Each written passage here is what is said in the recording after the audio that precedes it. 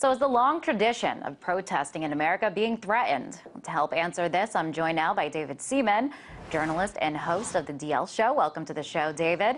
So Congress passed new restrictions on protesting on federal grounds. Do you see this as a threat to citizens' right to freedom of speech? I think it is absolutely a threat. This is a sacred, protected constitutional right. This is not something that should be infringed upon. That's why it is, in fact, the First Amendment of our Bill of Rights. It's very important to us. It was very important to our founding fathers. And just to be clear with your viewers, this bill, which is now a law because Obama has signed it, it does not say protest is now illegal in the U.S., move along, citizen. That's not what it says, which is part of the reason why it's not getting more attention. What it says is actually far more insidious.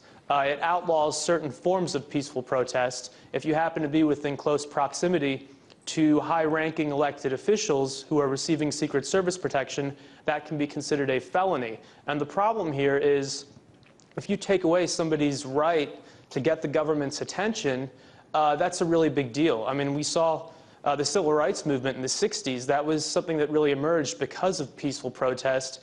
This is traditionally how Americans influence policy on the individual level, as you go out and you peacefully protest for something you believe in if things get bad enough. And to take away that right is really quite criminal, and it's troubling. I mean, the ACLU's analysis, they sort of agree with me. They're saying that it's an incremental thing that's happening. It's not as if suddenly protest is illegal everywhere, but we should fight this incremental slide because it's extremely dangerous. If you can't protest in your own nation's capital, what kind of constitutional republic have we become? Now, some are calling this bill the anti-Occupy bill. Do you think the Occupy movement could have something to do with this? I think it's all a part of their fears, the Occupy movement, and then you have shadowy groups like Anonymous, which are very hard to track, and then on top of that you have the Tea Party on the right. There are a variety of movements, and I think the government is cracking down on all of them, and they've also seen what happened in the Middle East with Arab Spring, and they don't want anything similar to happen here. The problem is they're actually making this worse. You're radicalizing people out there who just, hear about this on the news and might not really care about Occupy's message. That might not interest them, their economic message, but then when you see that the government is quietly taking away these core constitutional rights, you now have citizens who are upset and actually do have a grievance because they don't want to see those rights go away. Even if you don't plan on protesting, you like to know that you do have that right. So you're saying that this could kind of add fuel to the Occupy fire and incite people to get angry and protest even more so?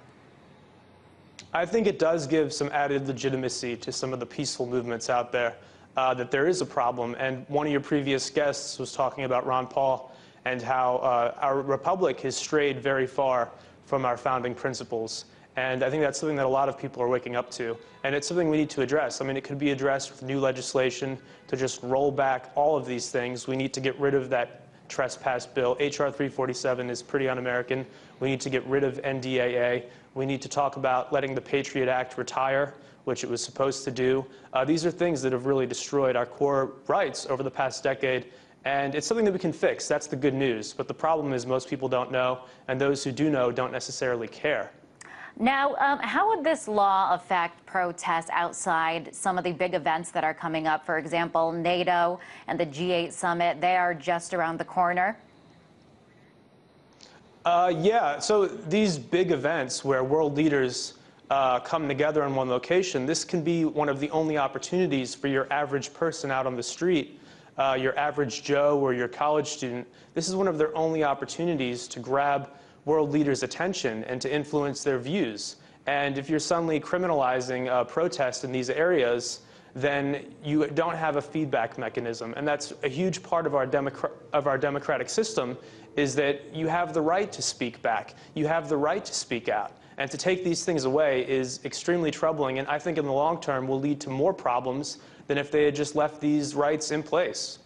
Now, the point of the bill, some would say, is that, in the name of security, in the name of safety. What do you think about that purpose of this bill?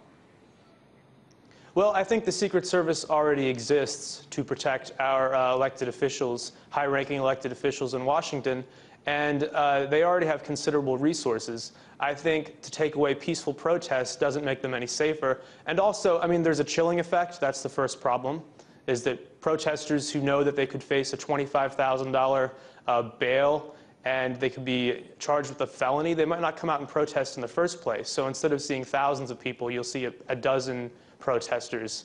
The other problem is that you could see selective enforcement, where if somebody's in front of the White House and they're supporting President Obama's policies on, whatever, on the war in Afghanistan or NDAA, if there's a group that's supportive, the Secret Service might turn a blind eye to that. But if there's a group that's negative and critical, they could crack down. And it's really selective enforcement that could be a big issue, because the media will show, oh, there are protesters, but they're actually in support of the president, or they're actually in support of this new law, but they won't show the other side because those other protesters will be charged.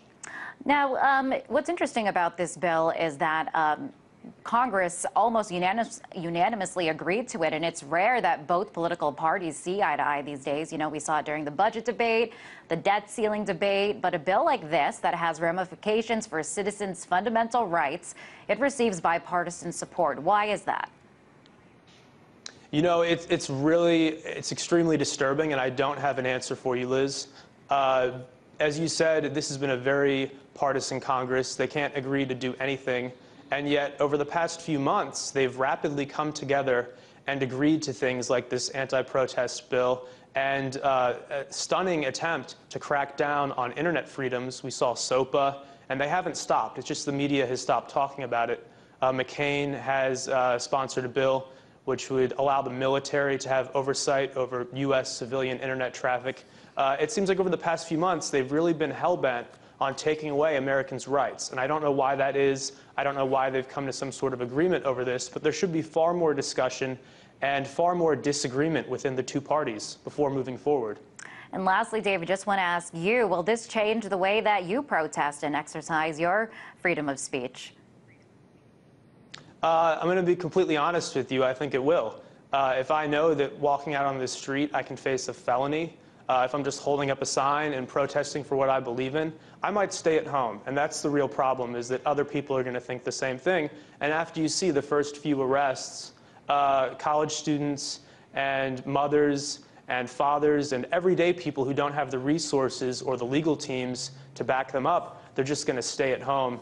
And a major part of our democracy is going to be dead. When you don't have the right to protest, you don't have much left.